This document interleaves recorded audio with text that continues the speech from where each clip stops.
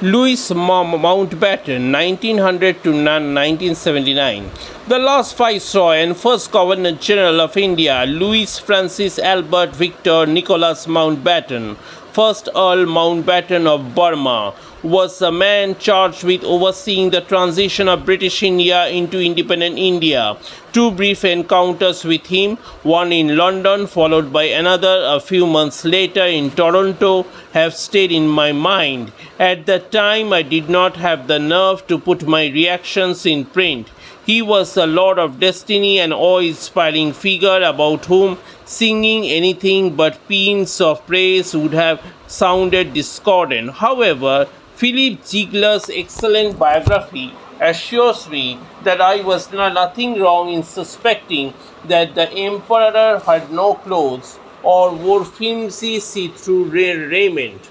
The first meeting was unscheduled. Lord Mountbatten was the chief guest at the reception in India House. By some error, he turned up 15 minutes before he was expected, and even the host, Krishna Menon, was not present to receive him. I rushed down to greet him, apologized for the misunderstanding, and suggested that he relax in my temporary room, which in any case was reserved for his wife and bore the plaque Countess Mountbatten of Burma. His lordship was out of countenance. He had come splendidly attired in an admiral's deep blue uniform, splattered with gold epaulets, ribbons, and a chestful of medals.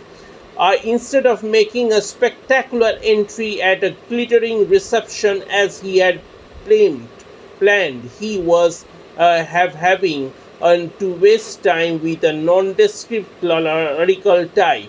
I asked him about the partition and the stormy days that followed. He answered me in bored monosyllables. I tried to provoke him. Lord Mountbatten, many people feel that if you had not forced the pace, the exchange of population might have been smoother, and we might have been spared the enormous bloodshed that took place. At this, his lordship was needled into my replying. I don't give a damn about what my critics say today. I will be judged at the bar of history.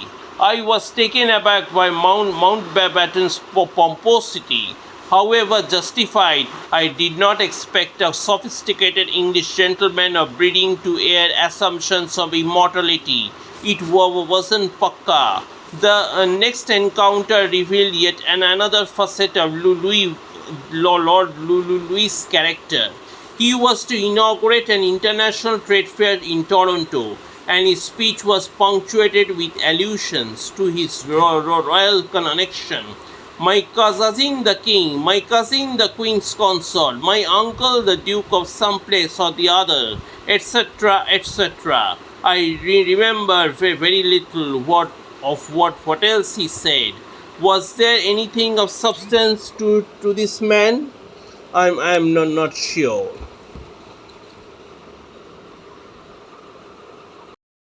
What kind of lies do we tell? In general, more than 50% of our lies are purely self-oriented, meaning that they benefit the liar.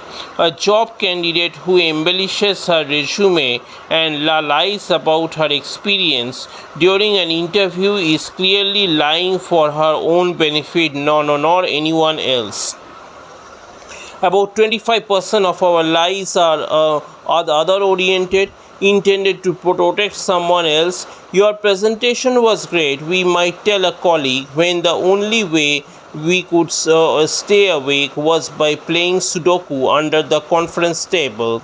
The final category of lies we tell are both self and other-oriented. Journalist Joe Klein swore he hadn't written primary colors, the Roman clef based on President Bill Clinton's first presidential campaign. His lie protected him as well as his sources, but it also perhaps unintentionally benefited his publisher, who saw book sales soar as the national media debated the novel's authorship. We tend to tell more other-oriented lies to women and more self-oriented lies to men.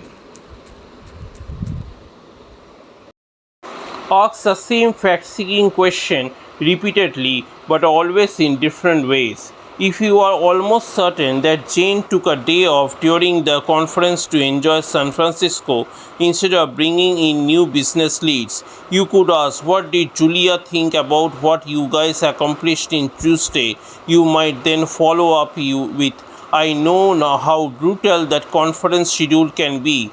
Tell me about the seminars that were offered on Tuesday. Ask how do you feel directly. If you are conducting a formal investigation, ask your subjects how he feels about being investigated. An honest person wrongly accused will be angry and will tell you so. A deceptive person may exhibit a complex set of mixed emotions and may even break down or express guilt. Ask what should happen to the person who is found guilty. Ask what is your subject thinks about things should happen to whoever did commit the act under investigation.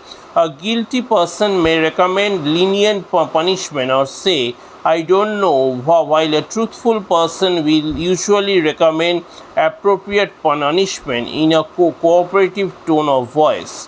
Ask who do you think did it. A guilty person will either not name names at all or attempt to broaden the investigation. It could have been anyone in accounting. A lot of people were in the conference room that afternoon. A truthful person, on the other hand, is likely to cooperate by naming possible suspects. Ask your subject to recall details of his story backwards and where were you before that meeting on 4th Street. A guilty person would have a hard time recalling the details in reverse order.